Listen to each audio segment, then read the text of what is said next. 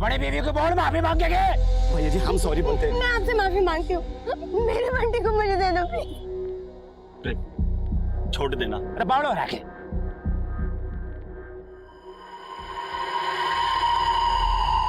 लत्ते तार, कपड़े उतार, कपड़े उतार।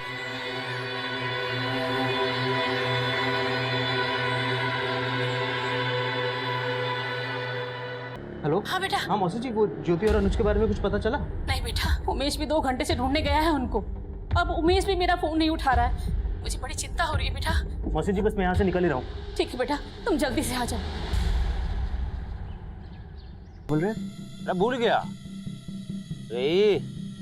इन्होंने तेरे सामने तेरी बीवी का। अरे चुप क्यों हो गया? पुलिस में जाने की तो नहीं सोच रहा? पुलिस ना पकड़ पावे हमें। और ध्यान रखिए, पुलिस में जाने की कोशिश की ना तो तेरी बीवी की वीडियो ना इंटरनेट पर अपलोड कर देंगे। नहीं नहीं नहीं नहीं प्लीज प्लीज आप लोग ऐसा मत करना। हम किसी को कुछ नहीं कहेंगे, लेकिन प्लीज आप लोग वीडियो अपलोड मत करना। ठीक है, हम भी नहीं करेंगे और तू भी ना बताइए किसी को। और अगर तूने थोड़ी सी भी होशियारी की ना, रेप का तो तेरी बीवी का रेप किया था, अगली बार जान तो मार देंगे।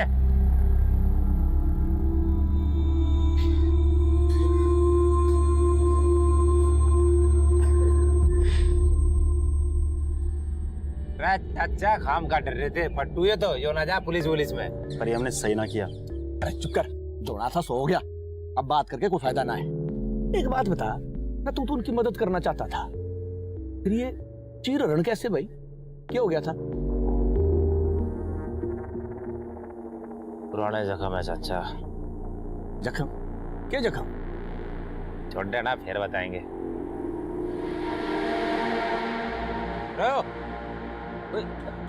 चल, ये वीडियो कहीं शेयर ना कर दिए।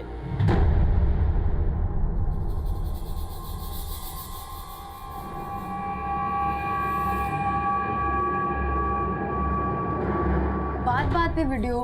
Uncle please stop. दीप्ति, ये मोबाइल कैमरा इसलिए बने हैं ताकि हम जैसे पति पत्नी इसमें अपना हर पल रिकॉर्ड करके रख सकें। लाइफ के सिर्फ प्राइवेट मोमेंट्स रिकॉर्ड नहीं करने चाहिए। तुम तो ऐसा कह रही हो जैसे मैं ही किसी के साथ शेयर करने वाला हूँ।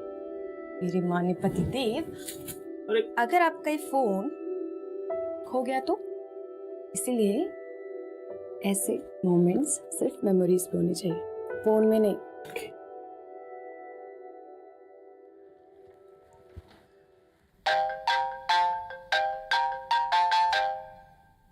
हेलो।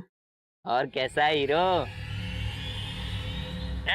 मुंह पे टेप क्यों लगा ली? भूल गया क्या क्या किया था हमने तेरी बीवी के साथ? आप फोन क्यों किया? मैंने बोला था ना कि मैं किसी से कुछ नहीं कहूंगा। तो मालूम है रे, तेरी हिम्मत ना है कुछ करने की, लेकिन अब पैसा चाहिए मुझको। पैसा? हाँ, 50,000। 50,000?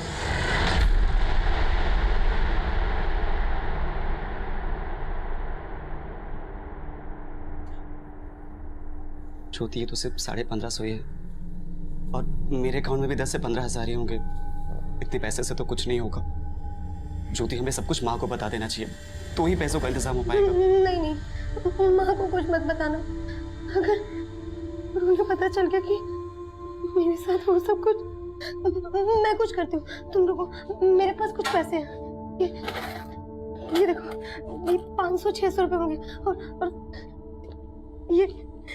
ये भी ले लो, सब कुछ ले लो। किसी को कुछ पता नहीं चलना चाहिए। सब ठीक हो जाएगा। पता नहीं चलना चाहिए किसी को कुछ। गुनाह के पीछे एक बुरी नीयत छुपी होती है, लेकिन इस गुनाह की नीचता को अल्फाजों में बयान नहीं किया जा सकता। यहाँ 4 मदद करने वाले राहगीरों ने 2 हमसफर लोगों का सुख, चैन और आबरू सब कुछ छीन लिया था और उन्हें मजबूर करके उनके साथ एक घिनौना सौदा किया जा रहा था। लेकिन इतना सब कुछ सहने के बावजूद भी अनुज और ज्योति का डर उन्हें पुलिस के पास ना जाने के लिए मजबूर कर रहा था। अनुज और ज्योति पर सितम का सिलसिला यहीं थमने वाला नहीं था। अभी उन दोनों पर दुखों का एक और पहाड़ टूटना बाकी था।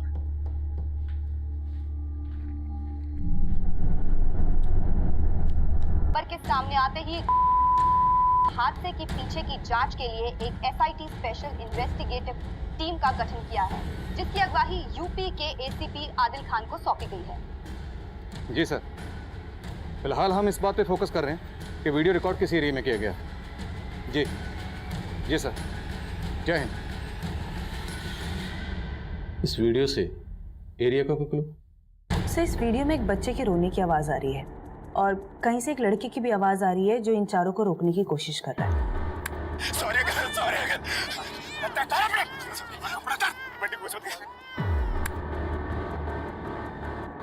माँ बाप और बच्चे को टारगेट किया गया और बच्चे को मारने की धमकी दे रहे हैं। और ये वर्ड क्या बोला ना? लत्ते। लत्ते मतलब कपड़े? Yes sir. और सर, इस वीडियो में मैंने कुछ स्पेसिफिक वर्ड्स भी नोट किए हैं, ये सुनिए। इस थोथड़ ने बंद कर और लड़की का मुंह हाथ से बंद कर दिया। और सर, यहाँ पे इस जगह पे ये लड़का ये बोल रहा है, आएंगे। सर ये इंगे, थूथड़े और लत्ते कहीं ये हरियाणा यूपी के बॉर्डर की जगह तो नहीं? इंगे मतलब यहाँ और उंगे मतलब वहाँ, और थोथड़ा मतलब मुंह। मेरठ की जबान में हरियाणा के भी टच है, इसलिए कपड़ों को लत्ते बोल। यूपी, मेरठ और हरियाणा बॉर्डर पर जितने पुलिस स्टेशन है सब जगह पता करो, या किसी भी पुलिस स्टेशन में इस तरह का कोई रेप केस आया या फिर family murder case. Okay sir. Video में रेपिस्ट का चेहरा तो नजर नहीं आ रहा, इस लड़की का चेहरा कैप्चर करो और पता करवाओ कि वीडियो कहाँ से अपलोड हुआ और किसने अपलोड किया। Right sir.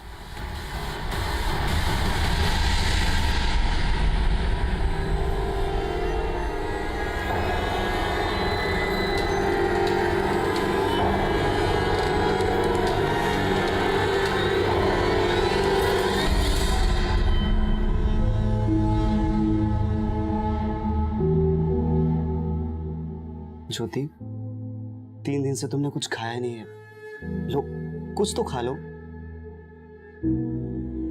ज्योति, मुझसे बात करो। मैं जानता हूं कि बंटी का जाने का तुम्हें दुख है, लेकिन उतनी ही तकलीफ मुझे भी हो रही है, तो क्या हमें अपना दुख नहीं बांटना चाहिए? ज्योति, ज्योति, कोसो मुझे, मारो मुझे, लो मारो मुझे, मारो। बोलो कि मैं कैसे बचूं कि मेरे होते हुए उन लोगों ने तुम्हारे साथ। देखो ज्योति, माना कि बंटी चला गया, लेकिन अभी हमें एक दूसरे की जरूरत है। प्लीज मुझसे बात करो मुझसे ज्योति। ज्योति, बंटी,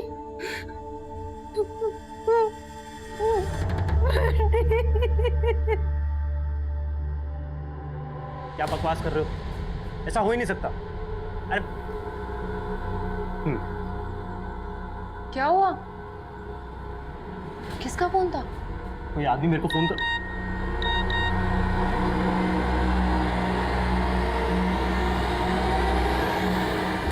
अरे मैं तो वीडियो डिलीट करने को कहती, इंटरनेट पर किसने अपलोड कर दी? रमन ने तो वीडियो अपने पास रखा भी ना था, तो फिर किसने कर दिया अपलोड? है?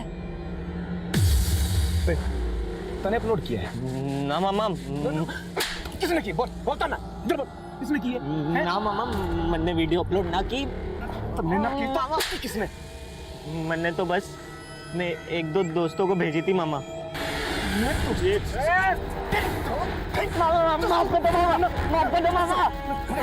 तने मना किया था ना, बोला था ना डिलीट करनी है। वो मामा, एक और गलती हो गई हमारे से। क्या कर दिया अब? उस लड़के को धमका के उससे पैसे मांगे थे मैंने। कितने पैसे मांगे थे? 50,000।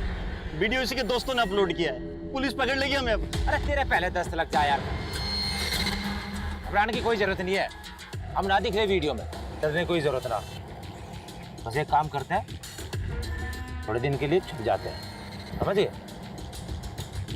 चलो, और संभाल अपने भांजे को। सर, हमने उस इंस्ट्रूमेंट के बारे में पता करने की कोशिश की जिससे वो रेप वीडियो बनाया गया।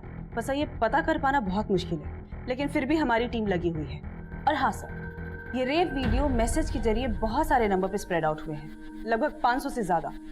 और सर, अभी और भी नंबर मिलने के चांसेस हैं। बस ये बता पाना बहुत मुश्किल है कि वो रेप वीडियो सबसे पहले कौन से नंबर से स्प्रेड आउट हुआ। विक्टिम लड़की की वो तस्वीर? सर, इस वीडियो से मैंने विक्टिम लड़की की ये तस्वीर निकाली है, ये देखिए। इस तस्वीर को यूपी और हरियाणा के सभी पुलिस स्टेशन में सर्कुलेट करो। अपलोडर का पता करने के साथ साथ हमारे लिए इस विक्टिम लड़की की पहचान पता करना भी जरूरी है।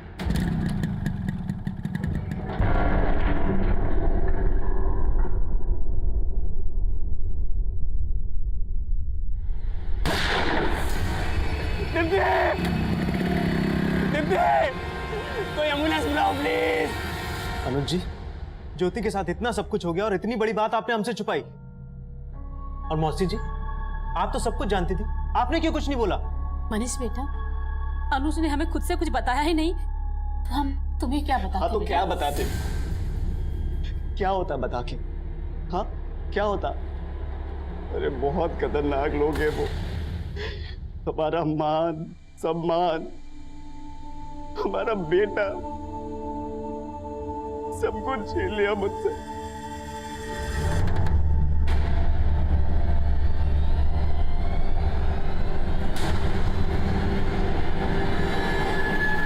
सर उस तरफ से गोली चली थी। किसने गोली चलाई थी, कुछ देखा था तुमने? नहीं सर, लेकिन 2 दिन पहले हम रुस्तम बाजार में थे, तब भी ऐसे ही गोली चली थी। हो सकता है उस दिन भी किलर दीप्ति को ही मारने आया होगा, लेकिन उस दिन हमें नहीं लगा कि वो दीप्ति को ही टारगेट कर रहा है। ये अचानक तुमने गांव जाने का प्लान कैसे बना लिया? पहले यहाँ से जल्दी चलो, मैं तुम्हें सब बता दूंगा। ऐसे कैसे चलो संजीव? कोई तो बात है जो तुम मुझसे छुपा रहे हो। बताओ मुझे, वरना मैं नहीं चलूंगी।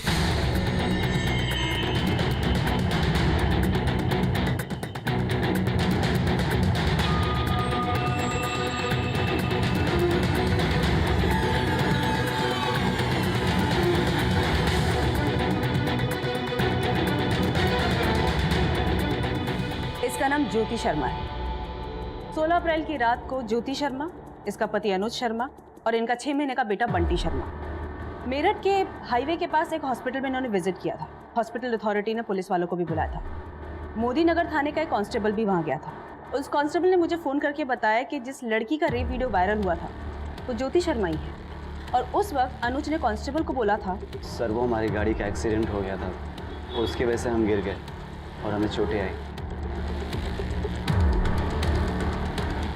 मतलब उन लोगों ने पुलिस को गलत बयान दिया।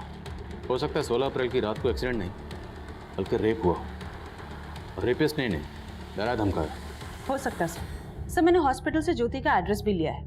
इनके घर जाके बात करते हैं। नहीं सुमन, इन्हें इस तरह से डायरेक्टली अप्रोच करना ठीक नहीं होगा। इतना सब कुछ होने के बावजूद भी ये लोग पुलिस के पास नहीं गए, तो जाहिर सी बात है कोई ना कोई वजह तो रही होगी। या तो इन्हें बदनामी का डर होगा या फिर इन्हें डराया धमकाया गया होगा। हमें मिलने से पहले इनका कॉन्फिडेंस जीतना होगा। इन्हें इस तरह से अप्रोच करना होगा ताकि आस पड़ोस में किसी को कुछ पता ना चले, और इन्हें भी इस बात का डर ना हो कि रेपिस्ट को कहीं ये ना पता चल जाए कि पुलिस इन लोगों को अप्रोच कर रही है।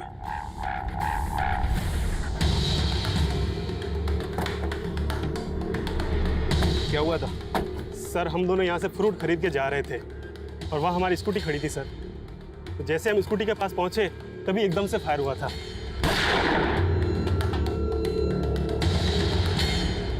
कुमार, यहाँ आसपास में सबसे पूछताछ करो और इस एरिया में जितने भी सीसीटीवी हैं सबको स्कैन करो। वो शूटर कहीं ना कहीं तो कैप्चर हुआ होगा। जी सर।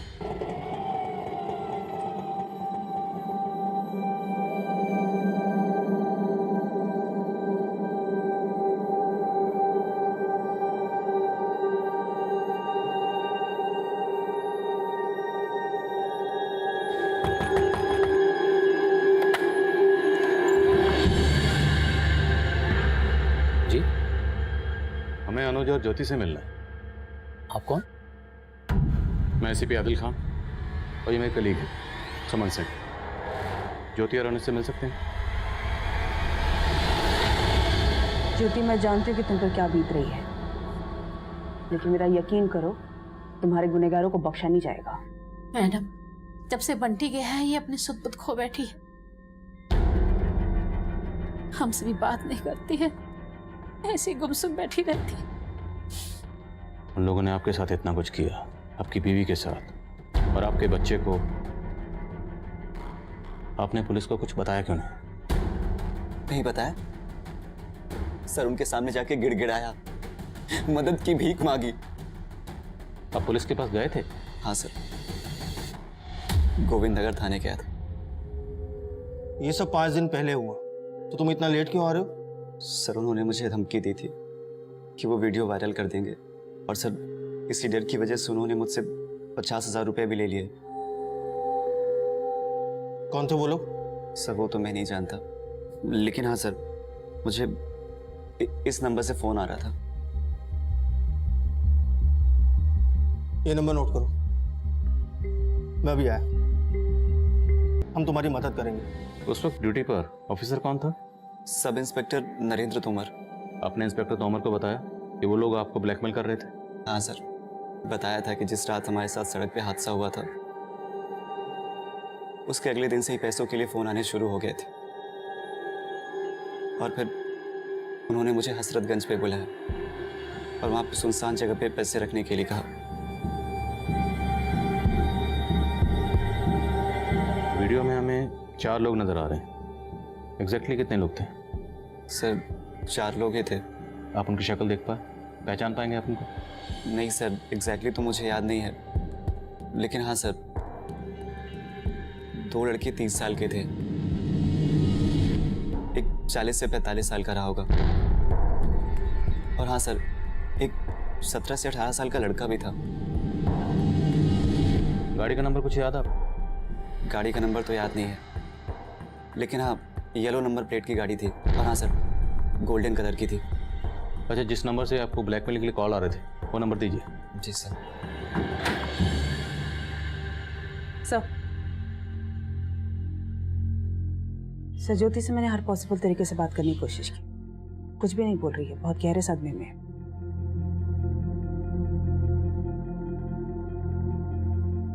अच्छा, क्या आपको किसी पर शक है जो ऐसा कर सकता है या करवा सकता है? सर वो हमारे मोहल्ले के कुछ लड़के हैं सर, वो उन्होंने पहले भी ज्योति के साथ छेड़खानी की थी, और जिस दिन ये हादसा हुआ उसके एक दिन पहले भी उन्होंने बदतमीजी की थी ज्योति के साथ। सर कौन है वो लड़के?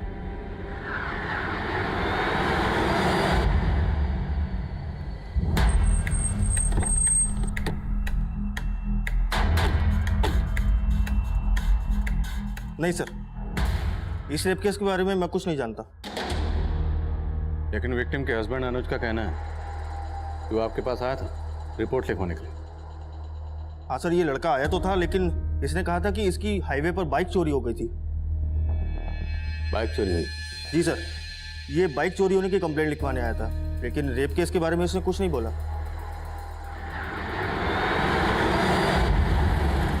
सर दीप्ति पे जो 2 इलाकों में गोली चली थी, उन दोनों जगहों में हमने अच्छे से पूछताछ की, लेकिन शूटर का कोई लीड नहीं मिल रहा सर। कुमार और शूटर तक पहुंचने के लिए हमें पहले दीप्ति के मर्डर का मोटिव समझना होगा। दीप्ति और अंकित की शादी 2 महीने पहले ही हुई थी और उनकी अरेंज मैरिज हुई थी। हो सकता है कोई हो जो उनकी शादी से ना खुश हो। दीप्ति और अंकित की हिस्ट्री चेक करो कुमार, और देखो उनकी लाइफ में कोई लवर था क्या। सर रेप के अगले दिन अनुज को एक फेक आईडी के नंबर से कॉल आई, उसके बाद उसे पीसीओ से एक फिरौती का कॉल किया गया, जिसमें उससे 50,000 रुपए मांगे गए। ये पीसीओ कहाँ पर है? सर ये उसी रोड पे है जहाँ पे ये सब हुआ। हमने वहाँ पे एक अपना कांस्टेबल भी भेजा था। सर बिल्कुल भी समझ में नहीं आ रहा है कि उस पीसीओ से फिरौती का कॉल अनुज को किया किसने था। वहाँ कोई सीसीटीवी भी नहीं है।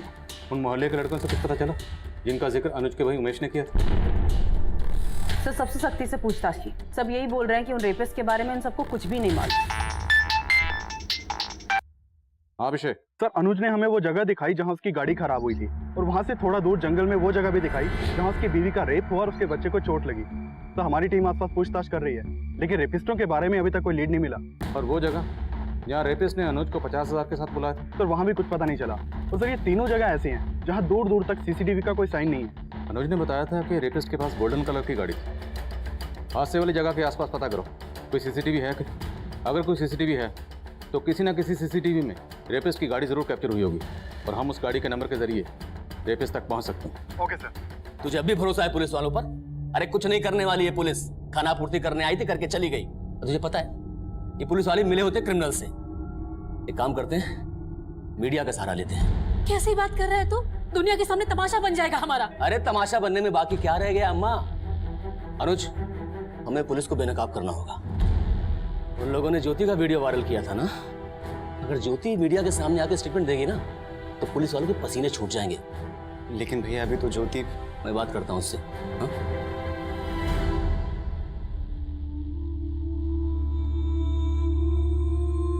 बोलो मम्मा, पापा, बोलो बोलो। बंटी बंटी। हाँ बंटी, ज्योति बंटी को मारा है उन लोगों ने। देखो तुम्हारे साथ जो कुछ भी हुआ तुम भूल सकती हो, लेकिन बंटी का मर्डर हुआ तुम कैसे भूल सकती हो? बंटी को अगर सही इंसाफ दिलाना है ना, तो तुम्हें मीडिया सामने जाकर बताना पड़ेगा कि सही क्या और गलत क्या है। जी हम समझते हैं, और जो आपके साथ हुआ उसे बयां करना बिल्कुल भी आसान नहीं है, लेकिन अगर आप चाहें तो हमारे दर्शकों के साथ अपनी आप बीती शेयर कर सकते हैं, ताकि उनको भी पता लगे कि आप किस हालात से गुजर रहे हैं।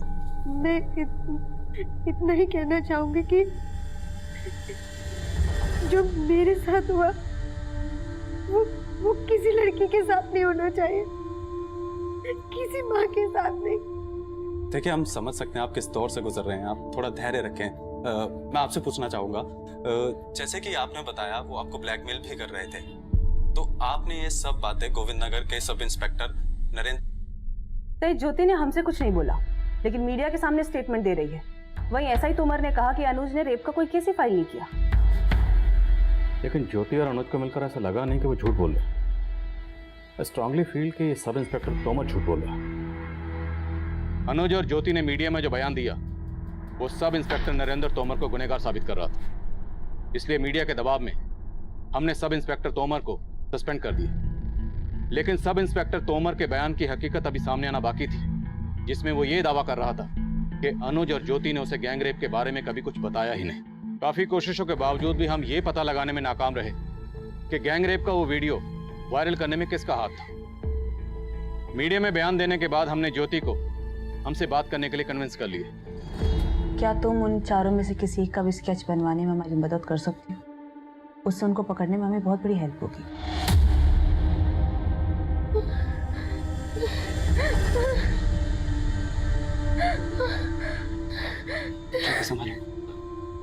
मैम यहाँ चारों तरफ अंधेरा था।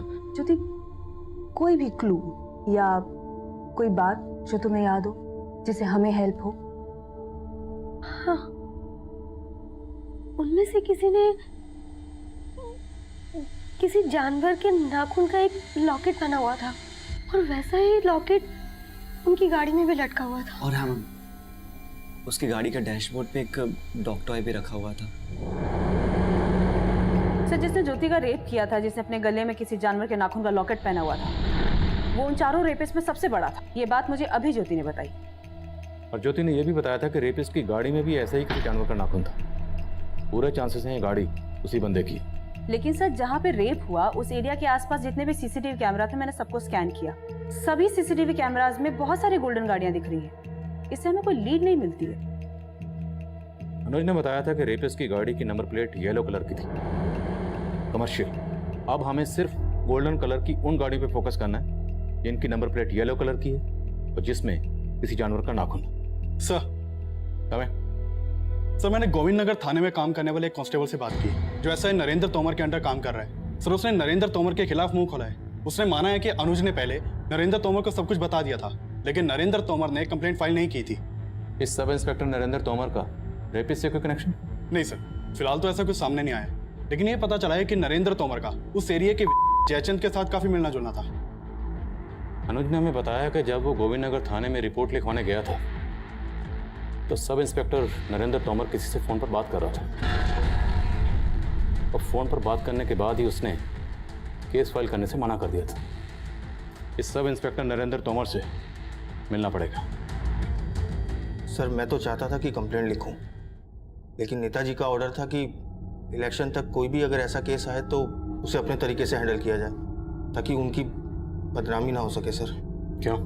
वो लोग तुम्हारे नेताजी के लोग थे? नहीं सर, लेकिन सर ये रेप कांड इतना बड़ा था कि अगर ये सामने आ जाता तो नेताजी की किरकिरी होती। सर उनकी गद्दी को भी खतरा हो सकता था। सर, मैंने तो अनुज से इतना ही कहा था कि इलेक्शन तक रुक जाए, उसके बाद सर मैं उसकी मदद करने वाला था। तुम्हारे नेताजी का तो पता नहीं, तुम्हारी गद्दी पक्का जाएगी। मिलो इसके नेताजी से।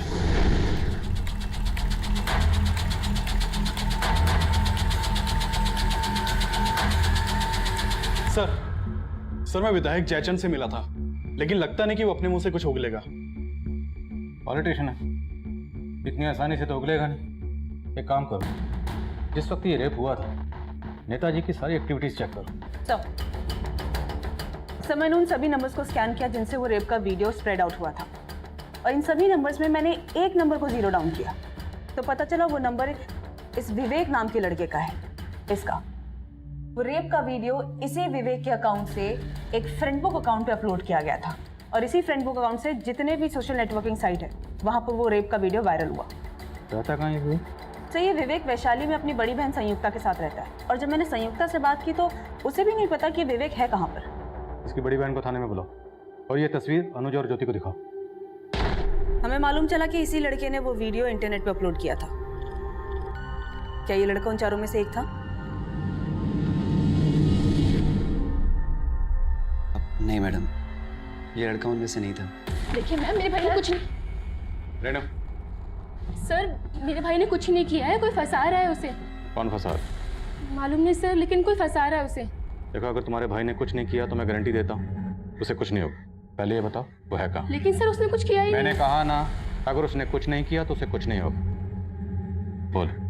सर वो हमारी मौसी के हैं, जब से वीडियो वायरल हुआ है तब से। इस रेप में ये बबलू भी शामिल है?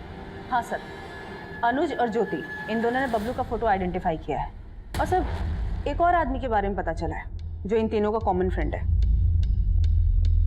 संजीव। संजीव के घर पे मैंने अभिषेक को भेजा है।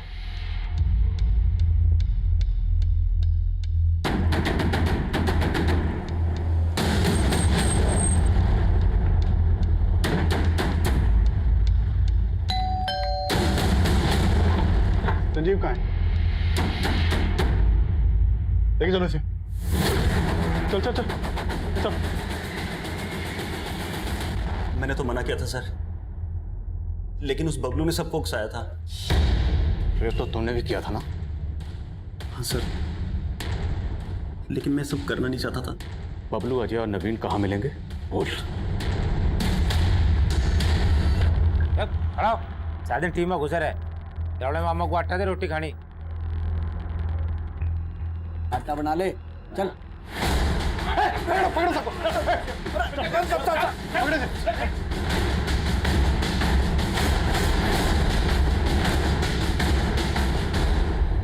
साहब, मैंने ना पता था कि वो कांड करेंगे, लेकिन सब जो है बबलू की वजह से हुआ है। हाँ साहब, ये ना हटता तो हम कुछ ना करते उनके साथ साहब।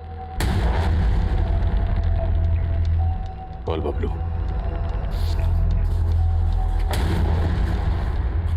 तूने एक दीप्ति नाम की लड़की का मर्डर भी किया ना? और कौन कौन सा कांड किया है? बोल। मैंने कुछ नहीं किया सर जी, वो सब दीप्ति के कारण हुआ है। दीप्ति के कारण? साफ साफ बोल। बहुत प्यार करता था सर मैं दीप्ति से, लेकिन उसने मुझे धोखा दिया और अंकित से शादी कर ली, और अजात से नफरत हो गई मुझे। फिर वह ज्योति बड़ा नखरे कर रही थी। ये बाइक यहीं साइड में खड़ी कर दो, आप दोनों गाड़ी में बैठ जाओ। देखिए भाई साहब, हमने कह दिया ना कि आप लोग चले जाइए, तो चले जाइए। मुझे दीप्ति की बेवफाई याद आ गई, सारा गुस्सा मैंने उस पर उतार दिया। जब सारा वीडियो इंटरनेट पर अपलोड हो गया था, मुझे पता था कि आप लोग पकड़ लोगे मुझे, इसलिए मैंने दीप्ति को मार दिया, जिसकी वजह से मैं क्रिमिनल बना। एक एक की तबीयत से धुलाई करो, तोड़ो इनको। नहीं सर।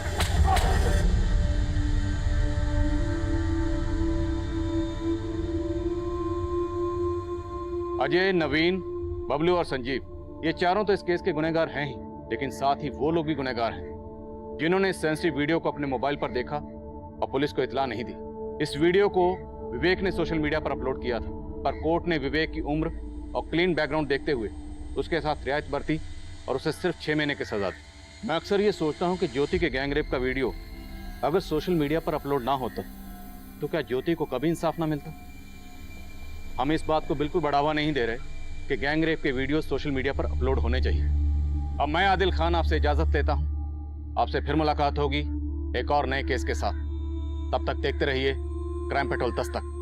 मकसद बताना नहीं, बचाना।